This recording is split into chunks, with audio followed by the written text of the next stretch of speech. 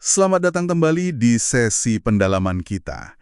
Hari ini, kita ngupas tuntas babak akhir nih, yang sering krusial banget dalam negosiasi, yaitu tahap resolusi atau penyelesaian.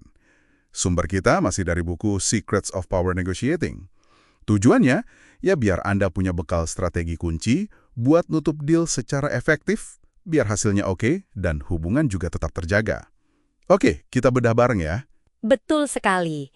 Tahap resolusi ini penting banget karena ini bukan cuma soal apa yang disepakati, tapi lebih ke gimana kesepakatan itu dicapai dan gimana rasanya buat pihak lain. Ini efeknya jangka panjang loh.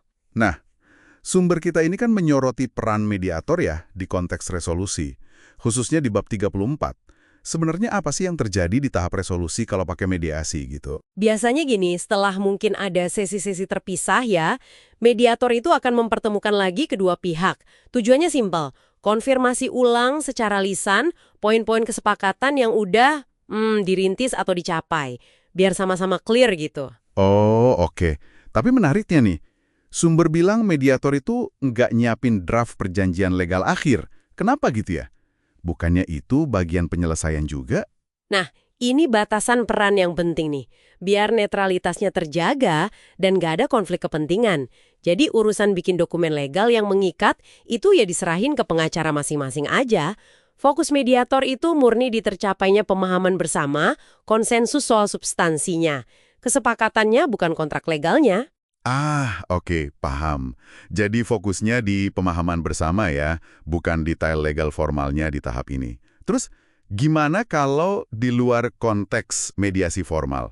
Gimana kita bisa secara strategis gitu, mengarahkan negosiasi ke penutupan yang sukses? Sumber kita kan nyebutin beberapa manuver akhir yang cerdas tuh. Iya, betul. Ada dua manuver yang patut dicatat nih. Yang pertama itu namanya tapering concessions, atau gampangnya mengecilkan konsesi. Intinya, pas negosiasi udah mau kelar, nilai atau besaran konsesi yang kita kasih itu sebaiknya makin kecil. Oh, jadi ini bukan cuma soal ngasih konsesi, tapi polanya ya, ritme konsesi yang melambat, terus makin kecil itu jadi kayak sinyal gitu. Sinyal nonverbal kalau kita udah dekat batas akhir kita. Tepat. Itu cara halus buat ngasih tahu kalau udah mepet nih, nggak bisa banyak lagi. Tanpa perlu ngomong belak-belakan. Soalnya kalau kita malah kasih konsensi gede di akhir, wah bisa dikira kita masih punya banyak amunisi cadangan. Oke. Itu manuver pertama. Terus yang kedua apa? Yang kedua, ini dari bab 18, namanya positioning for easy acceptance. Gampangnya, memposisikan biar gampang diterima. Teknik ini bilang kalau kadang-kadang ngasih satu konsesi kecil banget pas di akhir negosiasi, itu bisa efektif banget loh. Meskipun nilainya mungkin nggak seberapa secara ekonomi. Loh kok bisa? Kenapa konsesi kecil di akhir ini bisa ngaruh banget? Logikanya gimana tuh? Logikanya ini lebih ke psikologi sih. Konsesi kecil terakhir ini fungsinya kayak pemanis gitu. Biar pihak lain tuh merasa lebih nyaman, lebih dihargai pas nerima keseluruhan paket dealnya. Jadi mereka nggak merasa kalah atau ditekan habis-habisan sampai titik darah penghabisan, mengurangi resistensi psikologis buat bilang iya. Wah, jadi ini bukan soal nilai uangnya ya, tapi lebih ke sinyal psikologis biar lebih mudah diterima.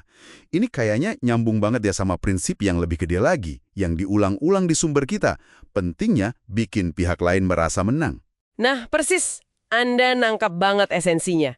Itu salah satu pilar utama negosiasi kuat menurut buku ini. Pokoknya selalu usahakan pihak lain itu keluar dari meja runding dengan perasaan, oke, gue juga dapat hasil bagus nih. Kebutuhan gue terpenuhi, gue menang. Ini bukan manipulasi ya, tapi membangun persepsi positif soal hasil akhir. Emang apa sih untungnya kalau kita bisa bikin pihak lain merasa menang gitu? Keuntungan praktisnya? Wah, signifikan banget. Pertama, jelas ya, ini bangun fondasi buat hubungan jangka panjang yang lebih baik. Ada trust di sana. Kedua, ini bantu cegah deadlock atau kebuntuan. Kan kedua pihak jadi merasa ada hasil positif yang bisa diraih. Ketiga, nah ini penting juga. Ini ngurangin kemungkinan pihak lain itu coba minta tambahan kecil atau istilahnya nibbling setelah deal utama tercapai. Kalau mereka udah ngerasa puas dan menang, ya ngapain minta-minta lagi kan? Godaannya lebih kecil. Malah di bab 33 ada detail praktisnya ya.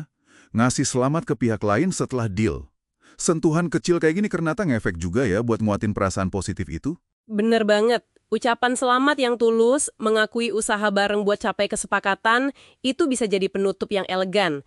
Ini nguatin narasi kalau kesepakatan ini tuh hasil yang baik dan adil buat semua, bukan cuma kemenangan satu pihak aja. Jadi, kesimpulannya nih, buat Anda yang lagi negosiasi. Tahap resolusi itu bukan cuma formalitas akhir.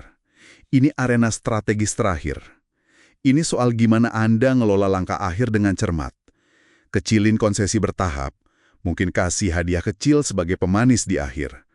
Dan yang paling dasar, pastiin pihak lain keluar dengan perasaan positif, merasa dihargai, merasa mereka juga sukses. Bikin penyelesaian yang kokoh secara psikologis. Dan ini mungkin bisa jadi bahan renungan ya buat Anda. Dalam usaha Anda buat menang di setiap detail kecil, sejauh mana sih Anda mungkin tanpa sadar malah ngorbanin kesempatan bikin resolusi akhir yang bikin pihak lain merasa menang. Padahal perasaan menang ini seringkali justru jadi kunci suksesnya implementasi deal itu dan kelanggengan hubungan ke depan. Sesuatu buat dipikirin pas nyiapin strategi penutupan negosiasi Anda berikutnya.